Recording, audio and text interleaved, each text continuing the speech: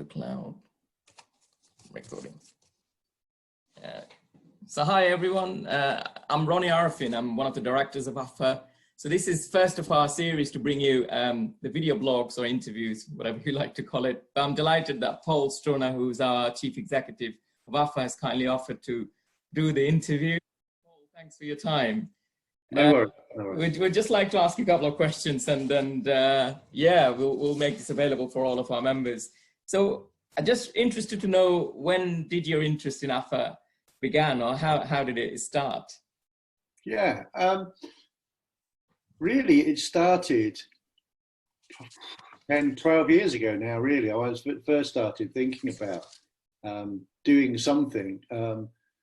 I used to work before the Lansley reforms and the 12 Act, and for those of you with a long enough memory of strategic health authorities and all that sort of stuff, I used to work at the Southwest Strategic Health Authority, and I was a member of various things. There was something called the Performance Information Reference Group, and we had an SHA analytical network that I used to chair for a while.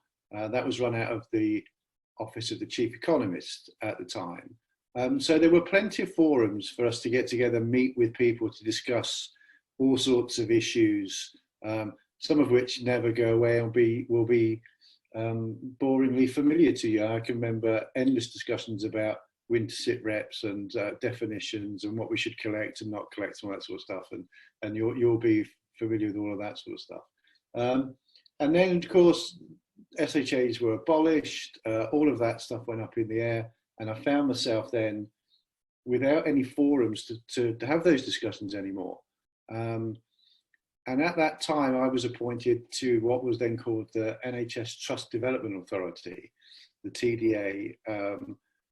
And a good friend of mine, Alison Wilkinson, who I used to work with at the SHA, had been appointed to the head of business intelligence at what was then New Devon CCG.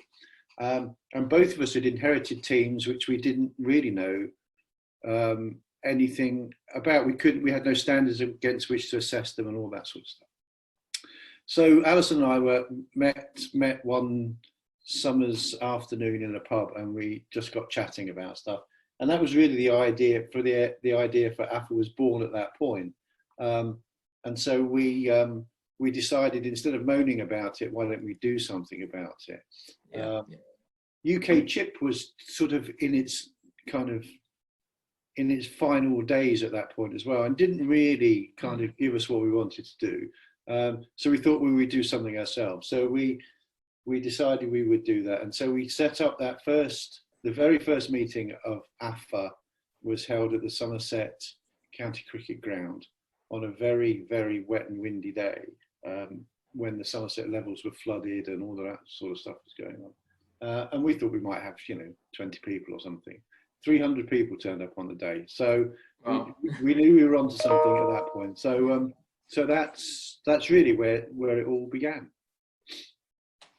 No, that's a great way to. I suppose, as you know now, even back before then, there was that big demand about recognizing the analytics as a whole.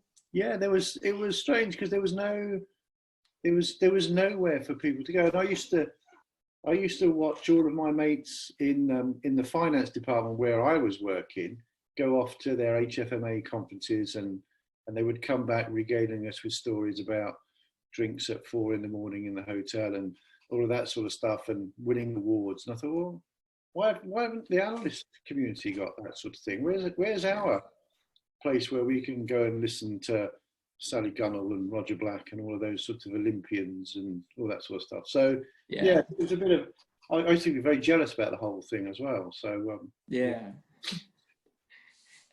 So why did you become the CEO of AphA? I suppose it kind of follows on from how AphA started and your role. I suppose what we're trying to know, that what interested you to one of the things that I've always been interested in is the whole leadership piece anyway. Yeah.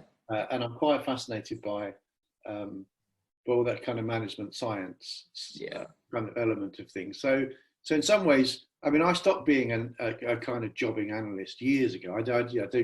haven't done any analytics seriously for 20 years, I expect. Yeah. I'd always been in kind of management roles, and I felt at that time I was very fortunate, and I had a boss who was visionary enough to allow me the time to do work on AphA. So I was in quite a fortunate position to do that, and I was very driven by the whole thing, to be honest. And I just felt that at that point it needed somebody with the drive to keep it going. And you know, there are times in the beginning of any organization where it all gets very difficult, and you know, you can just kind of pack up and go home, really. But I'm a bit more dogged than that, and so I decided that I'd kind of stick with it. And it was one of those things. Once you get to a certain point with these things, you become so personally associated with it, and you want it to succeed for all sorts of reasons. But yeah, that was really what was driving me with all of that, and supported by a great bunch of people who were as enthused as I was to kind of keep the whole thing going. No, that's great to hear, Paul. So in your view, what would you say, what has been the most significant development of AphA in the last couple of years? I think the most significant, well, there have been two major things. I think one was the recognition from the Health Foundation of what we were trying to achieve, and the support that we've had from them, which has been invaluable. I mean, that's allowed us to employ administrative staff and to drive some of that stuff forward in a way which we never could have done before. So that was a sea change, and it became less of a sort of project run out of my office on a Sunday morning into something which was much more substantial. So that made a big change. And then the other change really then was the whole professional registration agenda and our engagement with FedIP to drive that forward, and to having now a system and a process where people can attain a recognised registration as a professional body. So I think that's those two things were kind of the major milestones over the last couple of years, really. I mean that's right. I mean, you mentioned about the professional registration, and I suppose the next thing kind of links up with that. So how do you kind of see AphA as an entity to drive up the quality of analytics? I think the professional registration stuff is one of the pillars of that, and I think that's important. I think there needs to be a drive from the membership as well, a kind of need, a groundswell of need from those who are in those roles to have the recognition that they deserve. I mean, and there's been lots of things going on all of that sort of front. So we're trying to get us out of being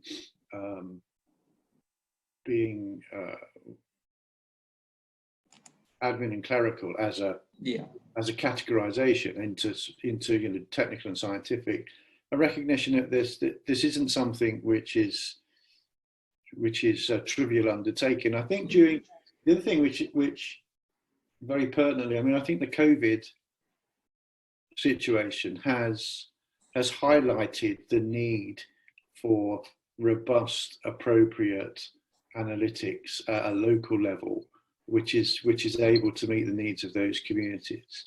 And there's lots of very good work done at a national level at places like Imperial and Oxford, but they don't really cut the mustard in terms of what we need to do.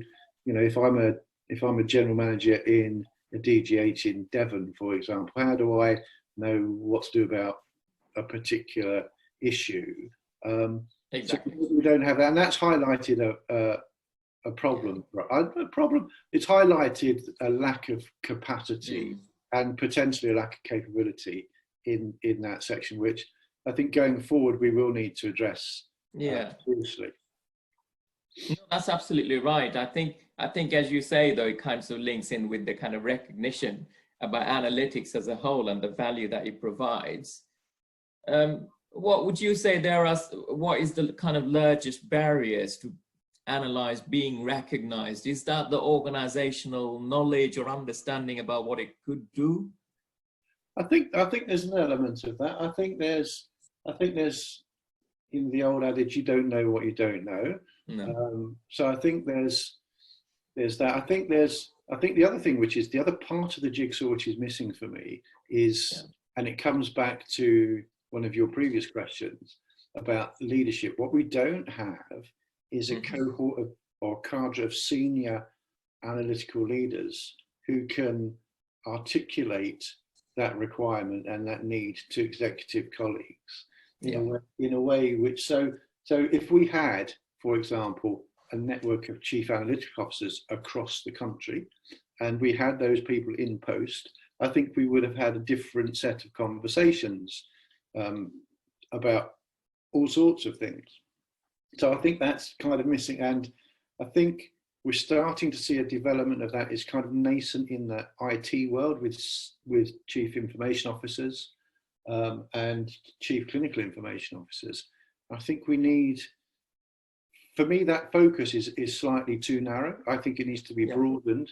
And I think the expectation that a CIO can have an understanding of the analytical requirements of an organization is naive beyond belief. I think they have got enough of an agenda to try and sort out on the kind of IT, on the IT front, let alone thinking about all of the needs of the analytical requirements for an organization. So I think that's where we need to get that in place. That needs to be driven forward.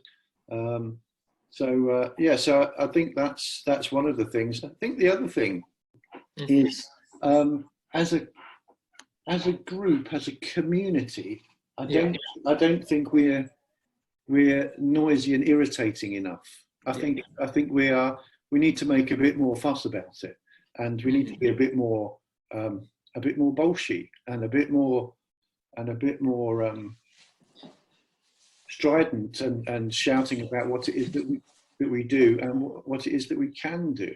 And I think it's too easy. You know, the noisiest wheel gets the most oil, and I think we need to be a noisy wheel for a little while. No, I think you're absolutely right. I think people, if they don't take that standpoint and try to educate others, it still becomes an unknown entity that people don't really understand. And the differences between technology and the analytics, they really have to kind of grasp that. Yeah. They don't. Exactly, and I think there is a lack of understanding. So just as an example, a kind of little story. When we first became the TDA, and we were all everybody was buying iPads at the time. We were all getting these new shiny toys, and I distinctly remember the director of nursing walking into our department saying, "Can somebody help me to get my email up on my iPad?" You go, "Well, no, we're a bunch of analysts. We're not tech support." And I still think, you know, it comes back to that thing. You know, what was Chandler Bing's job? You know, people just don't understand what it is that we do or what we can do. No. I mean, this will be familiar to a lot of analysts who are listening to this, because you go to a meeting and the projector doesn't work, and they say, "Oh, you're an analyst. You can sort this out. You're an IT guy." Exactly. I know nothing. I know nothing about any of that stuff. Yeah. No doubt me. So, if you have one piece of advice for an analyst, Paul, today, what would you say? What would it be? Don't let the lack of role hamper your ambition. I think the roles for the future are probably not in existence at all. Yeah. And as we go forward and develop the whole data science agenda, we'll start to bite as well. And I think there's going to be lots of opportunities for analysts. The other thing I would say is don't be defined by your technical ability. If you do that, you're missing a trick in terms of you're closing down a whole load of jobs and opportunities which you might find fascinating and interesting. And I think there's a place for those strong technical roles going forward. I think Agenda for Change doesn't really recognise that, and I think there's a problem with some of that stuff. So I think there are people, we would all know people, without being rude, who you'd never let out of the cupboard, really. You just throw in a bit of raw broccoli from time to time and they will do amazing stuff, but you wouldn't put them in front of people. We need to accommodate those roles, but also we need to accommodate people who will want to gravitate towards a more managerial element as well. And I think obviously a lot of our members now are the leaders of the future, and so I would hope that they would be visionary enough to be able to encourage all of those teams that will end up working for them, that it's not just about how to analyze data, but it's how to tell the story that analysis reveals, and how do you communicate that to a very non-technical audience in a way which is engaging and doesn't put them off, because that's something which we've not been very good at in the past. That's a brilliant piece of advice. Well, I think it will be very helpful for any analyst, as you say. Part of the task is to do the analysis, but I think the bigger challenge is actually then to convey that message to somebody and explain it to somebody and telling the story. Absolutely, I think that's absolutely right, and I think that's something where we need. I always think sometimes the good analysts are the ones who can do two things. One is they can interpret the question, which can be very difficult sometimes to actually unpick what somebody, what quite a senior executive or director colleague may want you to do. They won't know themselves what they want, and so they're I want an answer to this.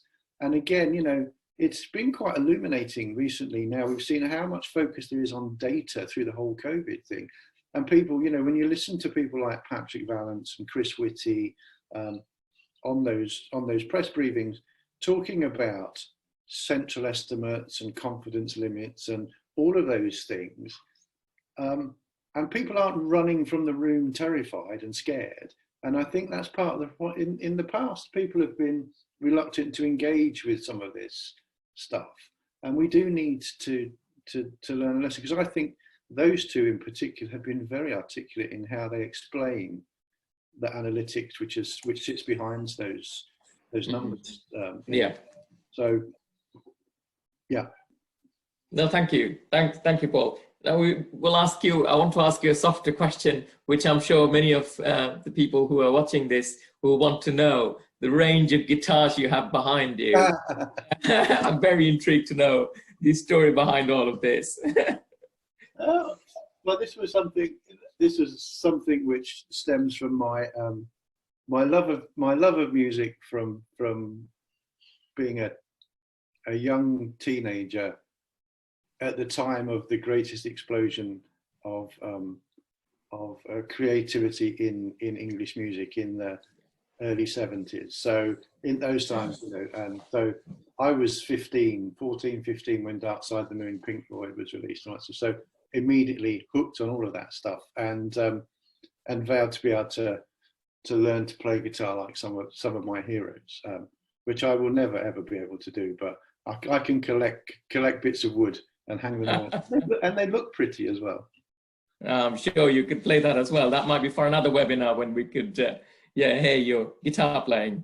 Well, perhaps. Perhaps.